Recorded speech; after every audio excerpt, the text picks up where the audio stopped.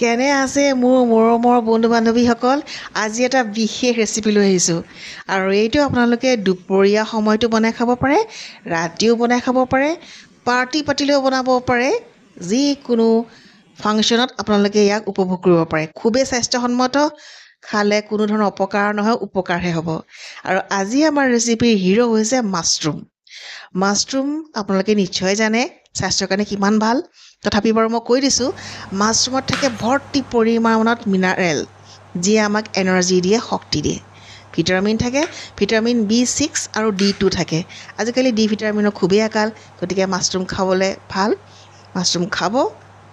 Calorie একেবাৰে কম থাকে, 100 গ্ৰামত হেনো মাত্ৰ থাকে 22 কেলৰি মাছৰুমত। সেইকাৰণে ওজন কমোৱাত সহায় কৰে। ফেট একেবাৰে কম, 0.3। হাৰ্টৰ কাৰণে ভাল। প্ৰটিন আছে, ফাইবাৰ আছে, আৰু কি লাগে। আমি মাছৰুমখিনি এইদৰে পাতল পাতলকৈ কাটি ল'ম, আৰু কিছুমান আমি এইদৰে সৰু সৰুকৈ মিহিকৈ কাটি ল'ম। যিহেতু আমি মাছৰুম কেৰাহীত বনাম, গতিকে মাছৰুমখিনি পাতল আৰু সৰু কৰা খুবেই প্ৰয়োজন। আৰু এই ৰেচিপিটোত মাছৰুম পাতল কৰিবই লাগিব, নহ'লে ৰেচিপিটো খাবলৈ সোৱাদ নহ'ব। এতিয়া মই এইদৰে গোটেইখিনি মাছৰুম কাটি ল'ম। আজিকালি এই ৰেচিপিটো ট্ৰেণ্ডিঙত আছে। যেতিয়াই হোটেললৈ যাওঁ, প্ৰায়ে অৰ্ডাৰ শুনো মাছৰুমৰ এই ৰেচিপিটো। আৰু এই ৰেচিপিটো কি জানেনে? এইটো হৈছে মাছৰুম ৰাইচ। মাছৰুম তৰকাৰীটো মানুহে বহুত খায়, বিভিন্ন ধৰণৰ ব্যঞ্জন, কিন্তু মাছৰুম ৰাইচ দেখিছোঁ ট্ৰেণ্ডিঙত আছে। গতিকে মই আজি বনালোঁ আৰু লগে লগে ভিডিঅ'টো কৰিলোঁ। এইদৰে মই কিছুমান পাতলকৈ কাটি লৈছোঁ আৰু কিছুমান এইদৰে সৰু কৰি লৈছোঁ। চুৰিখন কিন্তু চোকা হ'ব লাগিব দেই, নহ'লে পাতল পাতল নহয়গৈ আকৌ। এয়া মাছৰুম হৈ গ'ল কটা। এতিয়া মই এখন কেৰাহী ল'লোঁ, কেৰাহীখন গৰম হ'ব দিছোঁ আৰু ইয়াত দিছোঁ অকণমান বাটাৰ, আৰু তাৰ লগত দিছোঁ মই অকণমান তেল। মই ইয়াত ৰিফাইণ্ড অইল ব্যৱহাৰ কৰিছোঁ। ৰিফাইণ্ড অইলৰ সলনি ঘিউ ব্যৱহাৰ কৰিব পাৰে। বাটাৰ আৰু তেল মিহলি কৰা কাৰণটো এয়া হৈছে যে আমি যিটো ৰেচিপি বনাম সেইটো বহুত দেৰিলৈকে কোমল হৈ থাকিব। এতিয়া দি দিছোঁ প্ৰায় 8-9 ফুটা নহৰু মিহি মিহিকৈ কাটি।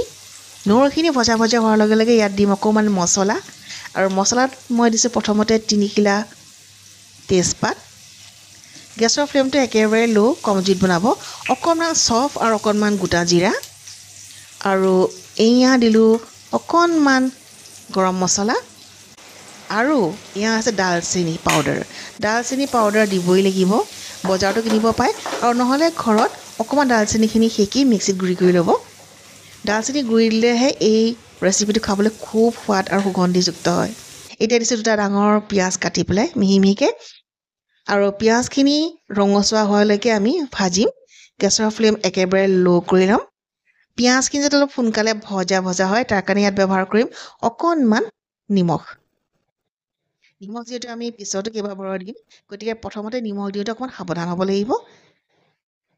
এয়া দি দিলোঁ নিমখ, আৰু ভালদৰে মছলাখিনিৰ লগত নিমখখিনি এতিয়া মিহলাই ল'ম। পিঁয়াজখিনি ভজা ভজা হোৱাৰ লগে লগে ইয়াত এতিয়া মই দি দিলোঁ অকণমান পাচলি। পাচলিৰ ভিতৰত আছে দীঘলকৈ কটা গাজৰ আৰু কেপচিকাম। অকণমান দিছোঁ, অপশ্যনেল হয়, নাথাকিলে নিদিলেও হ'ব। মোৰ ওচৰত আছিলে গতিকে দিলোঁ, কাৰণ দেখিবলৈ ধুনীয়া হ'ব সেয়েহে। আৰু এয়া মই ভালদৰে এইখিনি মিহলাই লোৱাৰ পাছত এতিয়া ইয়াত দিম আমি মাছৰুমখিনি, যিখিনি আমি কাটি ৰাখিছিলোঁ। মাছৰুমখিনি পাতল আৰু মিহি হোৱাটো প্ৰয়োজনীয়। গেছৰ ফ্লেম একেবাৰে ল' আছে, আৰু এতিয়া মাছৰুমখিনিও আমি ভালকৈ মিহলাই ল'ম, কিন্তু তাৰ আগতে দি দিছোঁ অকণমান নিমখ। এইখিনি এতিয়া মই ভালদৰে ইয়াৰ লগত মিহলাই ল'লোঁ। আমি মাছৰুমখিনি তেতিয়ালৈকে বনাব লাগিব যাতে মাছৰুমখিনি সম্পূৰ্ণৰূপে সিজি যায়। গেছৰ ফ্লেম মাজে মাজে মিডিয়াম হাই কৰিছোঁ, মাজে মাজে ঢাকন দিছোঁ, আৰু মাজে মাজে ল' কৰিছোঁ। বেছিভাগ ল'তে বনাইছোঁ। সম্পূৰ্ণৰূপে সিজিব দিব লাগিব।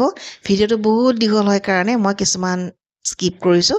বিশেষকৈ ঢাকোন দিয়া যিটো ভিডিঅ' সেইটো মই আপোনালোকক দেখুওৱা নাই। এইখিনি ভালকৈ সিজি গ'ল মাছৰুমখিনি, গতিকে এতিয়া আমি কৰিম কি, এইদৰে মাজত অকণমান ঠাই উলিয়াই ল'ম, আৰু ইয়াত কি দিম জানেনে? এতিয়া ভাত। এয়া আছে জহা চাউলৰ ভাত, মই অলপ আগতে বনাইছিলোঁ। আপোনালোকে জহা চাউলৰ সলনি বাচমতি চাউলো ব্যৱহাৰ কৰিব পাৰে, আৰু এই ৰেচিপিটো খাবলৈ সঁচাকৈ অত্যন্ত সোৱাদ। দেখিবলৈও বৰ ধুনীয়া হয়, খাবলৈও বৰ সোৱাদ। আৰু এবাৰ যদি খাই নহয়, ঘৰৰ মানুহে বাৰে বাৰে আপোনালোকক এইটো বনাবলৈ ক'ব। এতিয়া মই ভাতখিনি বাকীখিনি বস্তুৰ সৈতে ভালদৰে মিহলাই ল'লোঁ। ইয়াত আৰু অকণমান মই নিমখ দিছোঁ, যিহেতু আগতে আমি 2-3বাৰ নিমখ দিছোঁৱেই, গতিকে নিমখ দিয়াত খুব সাৱধান হ'ব লাগিব। আৰু সেই একদম কম পৰিমাণত মই নিমখ দিছোঁ। এতিয়া ভালদৰে আকৌ ভাতখিনিৰ লগত বাকীখিনি বস্তু মিহলাই লওঁ।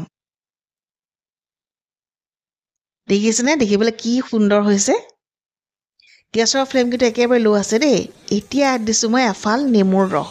এই যে সৰু গোল নেমু থাকে, গোল নেমু এফাল লৈছিলোঁ, সৰু গোল নেমু দেই, তাৰে এফাল মই ইয়াত দি দিছোঁ। আৰু নেমুৰ ৰসৰ লগত এতিয়া বাকীখিনি বস্তু আমি চাউলখিনি এইদৰে মিহলাই ল'ম। ইয়াত দি দিছোঁ অকণমান কটা ধনিয়া। নেমু ৰস দিয়াৰ কাৰণটো হৈছে ভাতকেইটা শেষলৈকে এটা এটা হৈ থাকিব। এতিয়া গেছৰ ফ্লেম কৰিলোঁ অফ, আৰু আমাৰ মাছৰুম ৰাইচ খাবলৈ সম্পূৰ্ণ তৈয়াৰ। দেখিছেনে বাৰু? কোৱা লোভনীয় হৈছে দেখিবলৈ। এতিয়া এইখিনি মই এখন ছাৰ্ভিং ডিছত সজাই ল'ম।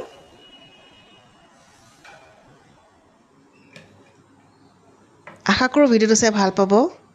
আপোনালোকক অনুৰোধ কৰিছোঁ, যদি মোৰ ভিডিঅ'বোৰ চাই ভাল পায়, প্লিজ লাইক কৰিব, শ্বেয়াৰ কৰিব, আৰু যদি প্ৰথমবাৰৰ বাবে মোৰ ভিডিঅ' দেখিছে, ছাবস্ক্ৰাইব কৰিব দেই। খুবেই স্বাস্থ্যসন্মত এটা ৰেচিপি। পাৰ্টি ঘৰত প্ৰায়ে হয়, বাৰ্থডে পাৰ্টি আৰু কিবা কিবি পাৰ্টি চলি থাকে আজিকালি। গতিকে পাৰ্টিত আপোনালোকে ব্যৱহাৰ কৰিব পাৰে এইটো ডিছ। লাঞ্চ হিচাপেও ল'ব পাৰে, ডিনাৰ হিচাপেও ল'ব পাৰে। দেখিলে চকু জোৰ পৰি যোৱা আৰু স্বাস্থ্যসন্মত এটা সুন্দৰ ৰেচিপি। ওপৰত মই কটা ধনিয়া আৰু পিঁয়াজেৰে সজাই দিছোঁ। আৰু আশা কৰিছোঁ আপোনালোকে নিশ্চয় বনাই ভাল পাব। আজিলৈ আহিছোঁ। অনতি পলমে মই লগ পাম এটা নতুন ৰেচিপিৰ সৈতে, স্বাস্থ্যসন্মত ৰেচিপি লৈ।